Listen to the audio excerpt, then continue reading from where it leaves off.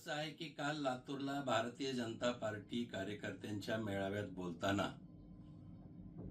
आमचे प्रदेशाध्यक्ष माननीय रवींद्र भाऊ चव्हाण यांनी जे वक्तव्य केलंय त्या वक्तव्याचा पराचा कावळा काँग्रेसवाले नक्कीच करताना दिसतात।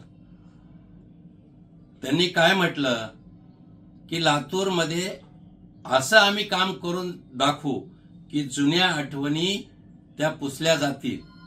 व्यक्तिद्वेष त्यांनी केला नाही। स्वर्गीय विलासराव देशमुख महाराष्ट्र राज्याचे माजी मुख्यमंत्री काँग्रेसचे नेते होते, त्यांचं योगदान नक्कीच आहे।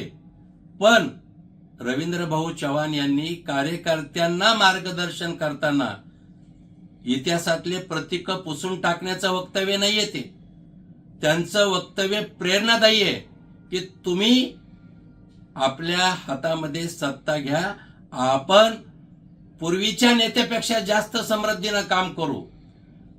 आणि म्हणून काँग्रेसवाल्याला मला हे सांगायचं की तुम्ही नाकानं वांगे सोडू नका।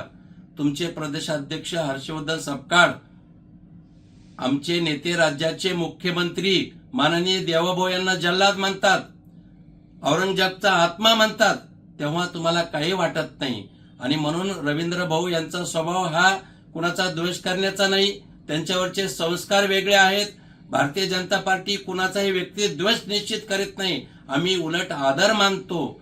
पण मला असं वाटतं की त्यांनी केलेल्या वक्तव्याचा सकारात्मक हा या ठिकाणी लक्षात न घेता केवळ लातूर महानगरपालिकेत आता पायाखालची वाळू सरकत आहे आणि महानगरपालिकेमध्ये काँग्रेसला यश मिळत नाही हे लक्षात येताच केवळ सहानुभूतीसाठी हा मुद्दा राज्य पातळीवर त्यांनी उचलला असं माझं मत आहे।